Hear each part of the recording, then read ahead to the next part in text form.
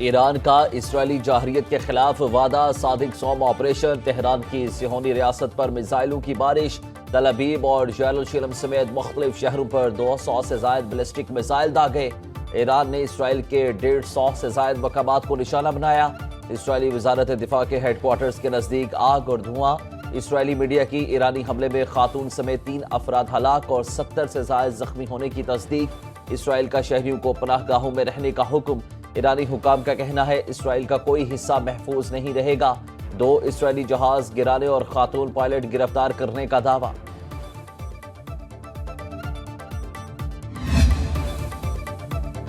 اسرائیل کو مارو اور بھاگو طرز کے حملے کرنے کی اجازت نہیں دیں گے۔ ایرانی سپریم لیڈر آیت اللہ خامنائی کا کہنا ہے اسرائیل کو بڑا نقصان اٹھانا پڑے گا۔ سینئر عہدیدار ایرانی پاسداران انقلاب نے کہا کہ ہمارا بدلہ ابھی شروع ہوا ہے، اسرائیل کو اپنے کیے کا خمیازہ بھگتنا پڑے گا، ہمارا انتقام اسرائیل کے لیے نہایت تکلیف دہ ہوگا۔ ایرانی میڈیا کے مطابق ایران کی جانب سے اسرائیل کی ایٹمی تنصیب کو نشانہ بنایا گیا۔ دیمونا میں جوہری تنصیب پر میزائل داغے گئے۔ کوریا میں بھی اسرائیلی فورسز کے کمانڈ سینٹر کو نشانہ بنایا۔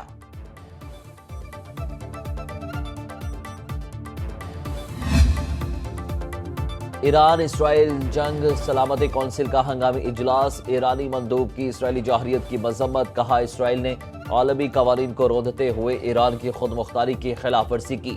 پاکستانی مندوب عاصم افتخار نے ایران پر اسرائیلی جارحیت کے ناقابل قبول قرار دیتے ہوئے کہا ایران کو اپنے دفاع کا حق حاصل، اسرائیل غزہ میں معصوم شہریوں کے قتل میں ملوث ہے، عالمی برادری اسرائیلی جارحیت کا نوٹس لے۔ اقوام متحدہ میں روسی ایلچی کی بھی اسرائیل کے بلا اشتعال حملے کی مذمت، جارحانہ اقدامات کو عالمی سلامتی کے لیے سنگین خطرہ قرار دیتے ہوئے سلامتی کونسل سے اسرائیلی حملوں کا نوٹس لینے کا مطالبہ۔ الجرین مندوب نے اسرائیلی جارحیت کو ناقابل قبول قرار دیتے ہوئے سوال اٹھایا کہ مذاکرات سے پہلے اسرائیل نے ایران پر حملے کیوں کیے۔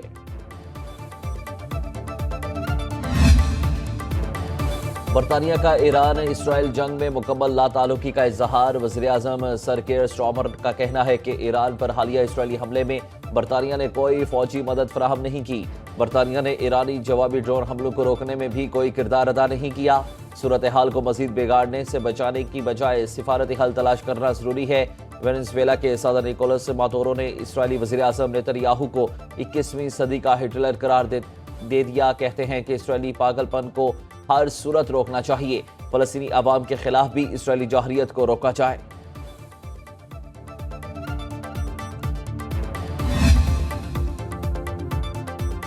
سعودی ولی عہد اور امریکی صدر کے درمیان ٹیلی فونک رابطہ، خبر ایجنسی کے مطابق دونوں رہنماؤں کا ایران پر حملوں سمیت خطے کی صورتحال پر تبادلہ خیال۔ سعودی ولی عہد اور امریکی صدر کا خطے میں استحکام، کشیدگی میں کمی، تنازعات کے سفارتی حل پر زور، ٹرمپ کے امیر قطر اور جاپانی وزیر اعظم سے بھی رابطے۔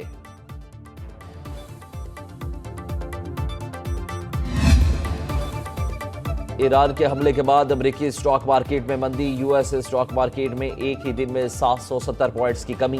امریکی مارکیٹ میں تیل کی قیمت میں 7% اضافہ، برنٹ کروڈ آئل $74.23 فی بیرل پر پہنچ گیا۔ سونے کی قیمت میں 1.5% اضافہ ریکارڈ۔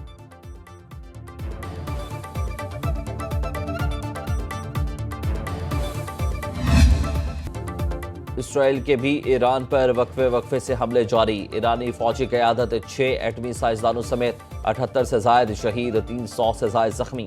سربراہ پاسداران انقلاب major general Hossein Salami, chief of staff major general Mohammad Bagheri, aerospace force کے سربراہ میجر جنرل امیر علی حاجی زادہ، ایٹمی پروگرام کے سربراہ علی شمخانی، خاتم الانبیاء مرکزی ہیڈ کوارٹر کے سربراہ غلام علی رشید شہداء میں شامل۔ اسرائیلی طیاروں نے تہران، اصفہان، تبریز، شیراز، قم اور کرمان شاہ سمیت کئی علاقوں میں درجنوں عمارتوں اور ایٹمی تنصیبات کو نشانہ بنایا۔ میجر جنرل عبدالرحیم موسوی نئے آرمی چیف، میجر جنرل محمد پاک پورپا پاسداران انقلاب کے نئے سربراہ مقرر، میجر جنرل علی شادمانی خاتم الانبیاء مرکزی ہیڈ کوارٹر کے سربراہ ہوں گے۔ ایران کی فضائی حدود تا حکم ثانی بند، ملک بھر میں دفاعی نظام فعال، ایرانی فورسز کا پورٹ توڑ جوہری تنصیب کے قریب اسرائیلی ڈرونز تباہ کرنے کا دعویٰ۔ روس کی ایران اسرائیل کشیدگی میں کمی کے لیے ثالثی کی پیشکش، صدر پیوٹن کا اسرائیلی وزیر اعظم اور ایرانی صدر سے رابطہ۔ روسی صدر کے مطابق ایرانی ہم منصب نے کہا کہ اسرائیلی جارحیت کا منہ توڑ جواب دیں گے۔ پیوٹن نے اسرائیل کے اقدامات کی مذمت کی، اسرائیل حملہ UN چارٹر اور عالمی قوانین کی خلاف ورزی ہے۔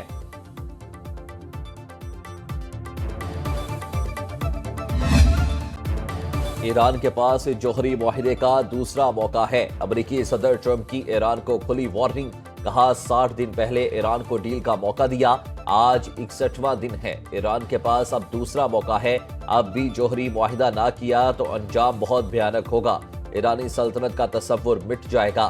ایران کے کچھ سخت گیر لوگ بہادری کی باتیں کر رہے تھے، وہ نہیں جانتے تھے کہ ان کے ساتھ کیا ہونے والا ہے۔ امریکی جدید اور خطرناک ہتھیار اسرائیل کے پاس بڑی تعداد میں ہیں، ابھی بھی وقت ہے ایران معاہدے کے لیے یہ خون ریزی روکے۔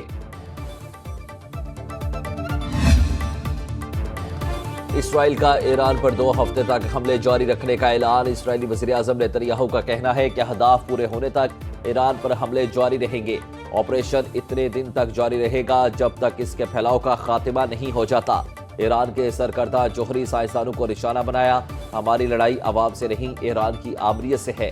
نیتنیاہو کے ٹرمپ، پیوٹن، جرمن چانسلر، بھارتی وزیراعظم مودی اور فرانسیسی صدر سے رابطے، ایران کے خلاف مدد مانگ لی۔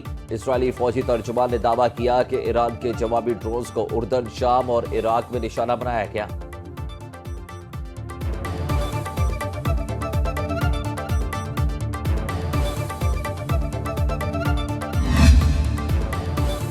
ایران پر اسرائیلی فوج اور موساد نے مشترکہ منصوبہ بندی سے حملہ کیا۔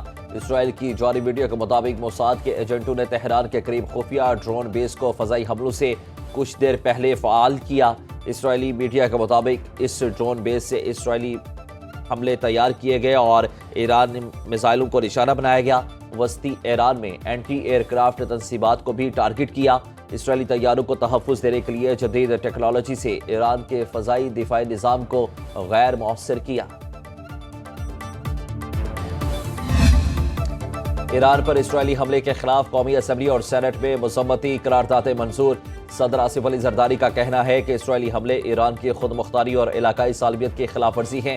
وزیر اعظم شہباز شریف کا عالمی برادری سے قیام امن کے لیے فوری اقدامات کا مطالبہ، کہا ایران سے پاکستانی زائرین کی واپسی کے لیے کرائسس مینجمنٹ سیل قائم کر دیا۔ نواز شریف نے کہا کہ مشکل وقت میں ایرانی عوام کے ساتھ کھڑے ہیں۔ وزیر خارجہ اسحاق ڈار کا ایرانی ہم منصب عباس عراقچی کو فون، حکومت اور عوام کی جانب سے ایران کی حمایت کا اعادہ۔ بلاول بھٹو کا کہنا ہے کہ اسرائیلی حملے سے علاقائی استحکام کو سنگین خطرہ لاحق ہوا، عالمی برادری جنگ فوری رکوائے۔ پنجاب، خیبر پختونخوا اور سندھ اسمبلی میں اسرائیل کے خلاف مذمتی قراردادیں منظور۔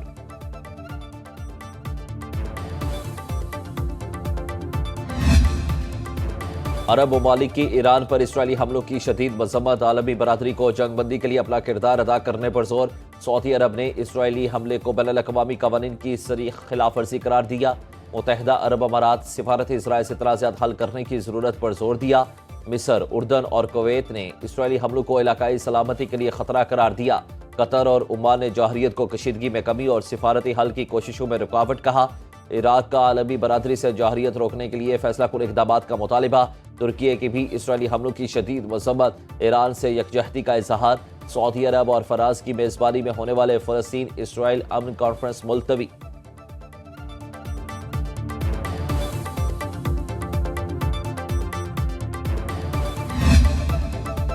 امریکہ، برطانیہ، فرانس اور جرمنی کا اسرائیل کی مکمل حمایت کا اعلان۔ جرمن سیکیورٹی کابینہ کے ہنگامی اجلاس میں جرمن چانسلر نے خطاب کرتے ہوئے کہا کہ ایران کو جوہری ہتھیار بنانے کی کبھی اجازت نہیں دی جائے گی۔ اسرائیل کو اپنے وجود کے تحفظ کا حق حاصل ہے، یہودی اور اسرائیلی مقامات کی حفاظت بڑھائی جائے گی۔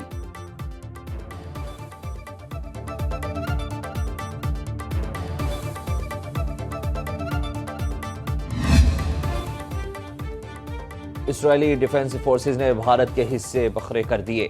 ایران میں حملوں سے متعلق جاری نقشے میں پورا کشمیر پاکستان کا حصہ ظاہر کر دیا۔ متنازع صوبہ اروناچل پردیش چین کا حصہ دکھا دیا۔ بنگلہ دیش سے متصل علیحدگی پسند تحریکوں کا مرکز بننے والی 6 ریاستوں کو بھارت سے باہر دکھا دیا۔ یہ نقشہ اسرائیل کے سرکاری سوشل میڈیا اکاؤنٹس پر جاری کیا گیا۔ دفاعی ماہرین کے مطابق نقشہ دفاعی اہداف اور حملوں کی نوعیت کو نمایاں کرنے کے لیے بنایا گیا۔ اسرائیل کا جاری کیا گیا نقشہ جیسے ہی وائرل ہوا، اس پر اسرائیلی ڈیفنس فورسز کو وضاحت ظاہر کرنا پڑ گئی۔ یہ صرف ایک تصویری نقشہ ہے جس میں بین الاقوامی سرحدیں درست طریقے سے ظاہر نہیں کی گئی۔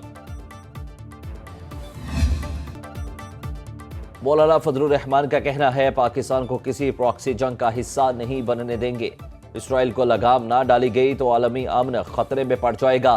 ایران پر حملہ اسرائیل کے ناپاک ارادوں کو ظاہر کرتا ہے، صہیونیت کا دامن انسانی خون سے رنگین ہے۔ کراچی میں تقریب سے خطاب کرتے ہوئے مولانا فضل الرحمان نے کہا معاشرتی اعتبار سے ہمیں غلام بنایا جا رہا ہے، ہماری معیشت IMF کے قبضے میں ہے، ہمارے ملک میں سیاسی فیصلے بھی بیرونی طاقتیں کرتی ہیں، پوری دنیا میں پاکستان واحد ملک ہے جو دنیا کے مخالف سمت میں چل رہا ہے۔ نہ یہ فائنانس کمیٹی نے کی ہے، نہ یہ نیشنل اسمبلی نے کی ہے۔ جنہوں نے کی ہے وہ چاہے منسٹرز ہوں، چاہے چیئرمین سینٹ ہو یا اسپیکر ہو، وہ کر سکتے ہیں اور وہ واپس بھی کر سکتے ہیں، تو وہ کوئی مذائقہ نہیں، اگر واپس ہونا ہے تو ہو جائے۔ تنخواہ کیسے بڑھی؟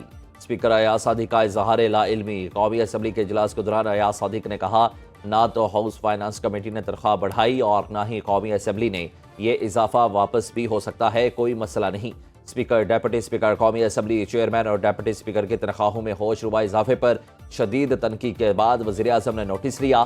وزیر دفاع خواجہ آصف نے مالی فحاشی قرار دیا۔ وزیر خزانہ اورنگزیب تنخواہوں میں اضافے کا دفاع کرتے رہے۔ وزیر اعلیٰ سندھ مراد علی شاہ نے نئے مالی سال کا 34 کھرب سے زائد کا بجٹ پیش کر دیا۔ 5 قسم کے ٹیکس ختم کرنے کا اعلان، گریڈ 17 سے 22 تک کے سرکاری ملازمین کی تنخواہوں میں 10%، گریڈ 1 سے 16 تک 12%، پینشن میں 8% اضافے کا اعلان، تعلیمی بجٹ میں 12.4% اضافہ، 102.8 ارب خرچ کیے جائیں گے۔